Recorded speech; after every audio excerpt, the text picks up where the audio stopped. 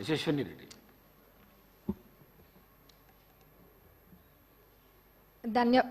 ధన్యవాదాలు అధ్యక్ష.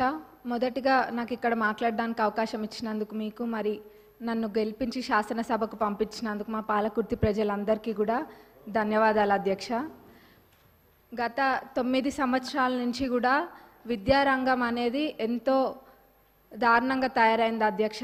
అది నా పల్లబాట కార్యక్రమంలో ఊర్లన్నీ తిరుగుతుంటే ఆ స్కూల్స్ని చూస్తుంటే ఎంతో బాధేస్తుంది.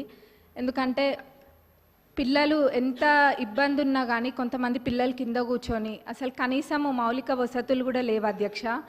టాయిలెట్స్ అయితే అవి ఎంత దారుణంగా ఉన్నాయంటే అక్కడ పిల్లలు అవి ఎట్లా యూజ్ చేస్తుండ్రు అన్నది చూస్తేనే చూసిన వాళ్ళకి బాధ అవుతుంది అధ్యక్ష. కొన్ని చోట్లనేమో అసలు టాయిలెట్సే లేవు, కొన్ని చోట్ల ఉంటే మెయింటెనెన్స్ లేదు, ఇంకొన్ని చోట్లనేమో అసలు ఎన్ని రిపేర్స్ ఉన్నాయంటే అధ్యక్ష అది పట్టించుకున్న నాదుడే లేడు అధ్యక్ష గత 10 సంవత్సరాలలో కూడా.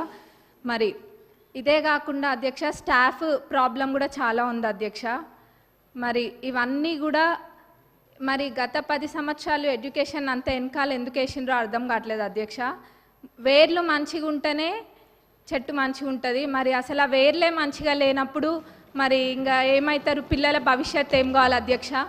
మరి గవర్నమెంట్ స్కూల్స్ ఒకప్పుడు ఎంత మంచిగా ఉంటుండే అధ్యక్ష. ఇప్పుడు ఆ గవర్నమెంట్ స్కూల్స్కి పంపించాలంటే ఎంత లేనోళ్ళు కూడా ఆలోచిస్తుండ్రు అధ్యక్ష. అంటే వాళ్ళకి ఆర్థికంగా ఎంత భారమైనా కానీ ప్రైవేట్ స్కూళ్ళకి పంపించుకుంటుండ్రు అధ్యక్ష. ఎందుకంటే అక్కడ పోతే ఎటువంటి వసతులు లేవు కాబట్టి. కానీ ఇప్పుడు అయితే అధ్యక్ష మన ప్రభుత్వం అధికారంలోకి వచ్చినాక ఈ విద్యారంగం అనేది క్రమంగా మెరుగుపడుతుంది. అట్లనే ఇంటిగ్రేటెడ్ స్కూల్స్ అనేది కూడా నియోజకవర్గానికి ఒక ఇంటిగ్రేటెడ్ స్కూల్ ఇస్తా అనడం కూడా ఎంతో సంతోషంగా ఉంది అధ్యక్ష. అది అందరు పిల్లలు కూడా సామాన్యులు కూడా అందరూ ఇంటర్నేషనల్ స్కూల్స్లలో చదువుకున్న విధంగా అక్కడ చదువుకుంటారు అధ్యక్ష. మరి ఆ విధంగానైనా ఈ విద్యారంగం అనేది కొంచెం మంచిగా అవుతుంది అధ్యక్ష. మరి ముఖ్యంగా అధ్యక్ష ఈ టాయిలెట్స్ అనేది మటుకు చాలా పెద్ద సమస్య అధ్యక్ష. ఏదో చెప్పాలని కాదు, నేను నిజంగా అన్ని స్కూల్స్ విజిట్ చేస్తున్నా. మరి గతంలో వాళ్ళు చేయలేంది మన ప్రభుత్వంలో చేసి చూపిస్తామన్న నమ్మకం నాకు ఉంది. అది ఖచ్చితంగా కూడా చేస్తాం అధ్యక్ష.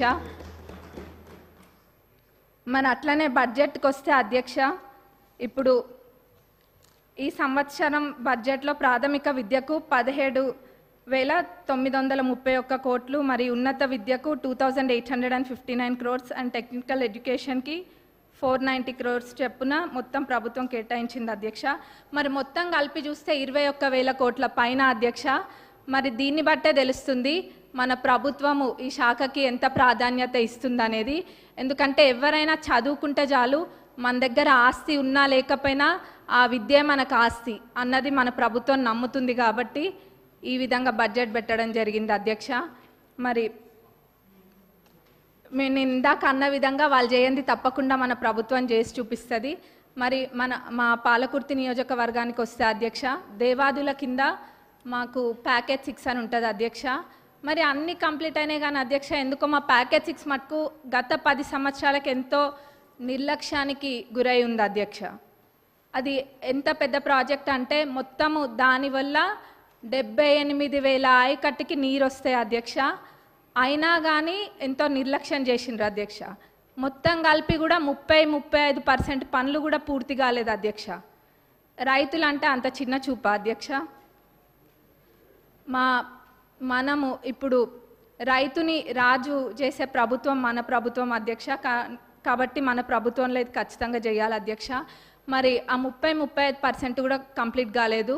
ఏమైందంటే గత ప్రభుత్వంలో గత పాలకులు ఏదో ఎలక్షన్ల ముందు ఆదరాబాదరాగా జనాలకు చూపించుకోవడం కోసం అని చెప్పి పాత కాంట్రాక్టర్ యొక్క టెండర్ని రద్దు చేసి కొత్త కాంట్రాక్టర్లను పిలిపించి ఆ ఎస్టిమేట్లో ఎన్నో తప్పులతోటి అధ్యక్ష, ఎన్నో తప్పులు ఎన్నో మిస్ చేసి ఎస్టిమేట్ వేసిండ్రు అధ్యక్ష.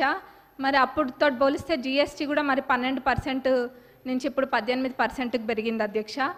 ఇట్లా ఎన్నో ఇబ్బందులతోటి ఈ కాంట్రాక్టర్లు కూడా పనులు చేయలేకపోతుండ్రు అధ్యక్ష. కాబట్టి ఈ పాత ఎస్టిమేట్ని కొంచెం సవరించి కొత్త ఎస్టిమేట్ తయారు చేసి అట్లనే పనులని ప్రారంభించాలని చెప్పి మీ ద్వారా గౌరవ గౌరవ ఇరిగేషన్ మినిస్టర్ గారిని మరి గౌరవ సీఎం గారిని కోరుతున్నాం అధ్యక్ష. ఎందుకంటే చాలా పెద్ద ప్రాజెక్ట్ అధ్యక్ష, 78,000 ఎకరాలకి ఇది నీరు అందిస్తుంది కాబట్టి ఇది పెద్ద ప్రాజెక్ట్ అధ్యక్ష. దీన్ని మన ప్రభుత్వంలో పూర్తి చేసి చూపించాలి అధ్యక్ష మనము. మరి అట్లనే అధ్యక్ష కాలువలు అధ్యక్ష, కాలువలు కొన్ని చోట్ల అధ్యక్ష అన్ని చాలా మటుకు కాలువలల్లో అన్ని చెట్లు మొలిచి ఉన్నాయి అధ్యక్ష. దాన్ని కూడా ఎవరు పట్టించుకోలేదు. మళ్ళీ ఎట్లున్నారంటే ఇక్కడ సభలో అనొచ్చు అనొద్దో అదేదో వాళ్ళు చేయకుండా ఏదో 10 సంవత్సరాలు మనమే ఉండి పాలించినట్టుగా చెప్తున్నారు అధ్యక్ష. ఏమైంది కాలువల్లో అవి ఉన్నాయి ఇవి ఉన్నాయి అని. మరి నవ్వాలో ఏడవాలో తెలియదు అధ్యక్ష. కాబట్టి మేమే మా నియోజకవర్గంలో అయితే ఒక 30 కిలోమీటర్లకు పైగా మా సొంత డబ్బులతోటి మేమే పెట్టి అది తవ్విపియడం కూడా జరిగింది అధ్యక్ష. ఇక్కడ ఇదంతా ఇబ్బంది లేకుండా లైనింగ్ కాలువలు అన్నిటికీ కూడా లైనింగ్ చేయాలని మీ ద్వారా నేను కోరుతున్నా అధ్యక్ష. మరి అట్లనే అధ్యక్ష చివరిగా రుణమాఫీ, ఆ రోజు అందరము ఇక్కడున్న శాసనసభ్యులం అందరం కూడా ఎంతో నమ్మకంతో చెప్పినాము. గతంలో రుణమాఫీ పూర్తి స్థాయిలో చేసింది కాంగ్రెస్ ప్రభుత్వమే, ఇప్పుడు చేయబోయేది కూడా కాంగ్రెస్ ప్రభుత్వమే అని. అది మాటలకి మాత్రమే అంకితం కాకుండా అధ్యక్ష ఈరోజు అన్న విధంగా తప్పకుండా చేసి చూపిస్తుంది కాంగ్రెస్ ప్రభుత్వం అని చెప్పి ఈరోజు మనము చేయడం జరిగింది అధ్యక్ష. మరి ఇది అందరికీ ప్రతి ఒక్క కాంగ్రెస్ కార్యకర్తకి మరి ప్రతి ఒక్క రైతులకు కూడా ఇది గర్వించదగ్గ విషయం అధ్యక్ష. మరి మన గౌరవ అగ్రికల్చరల్ మినిస్టర్ గారిని మరి మన డిప్యూటీ సీఎం గారికి మా నియోజకవర్గ ప్రజలందరి తరపున ధన్యవాదాలు తెలియజేస్తున్నా అధ్యక్ష. నాకు ఇక్కడ మాట్లాడే అవకాశం ఇచ్చినందుకు మరొకసారి ధన్యవాదాలు తెలుపుతూ ముగిస్తున్నాను. కొత్త ప్రభాకర్ రెడ్డి గారు.